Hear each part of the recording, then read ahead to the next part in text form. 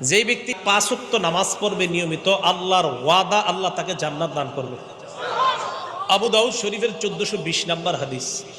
ক্বালা রাসূলুল্লাহ সাল্লাল্লাহু আলাইহি ওয়াসাল্লাম, আল্লাহ নবী বলেন, খামসু সালাওয়াত কাতাবাহুল্লাহু আলাল ইবাদ। 5 ওয়াক্ত নামাজ আল্লাহ বান্দার উপর ফরজ করেছেন। নবীজি বলেন, ফামান জাআ বিহিন্না, কোন ব্যক্তি যদি 5 ওয়াক্ত সালাত আদায় করে, এরপরে কি করে দেখেন, লাম ইউদাইয়্যি মিনহুন্না শাইআ ইস্তিগফাফান বিহিন্না, অবজ্ঞা করে নামাজ ছেড়ে দেয় না, অবহেলা করে নামাজ ছেড়ে দেয় না।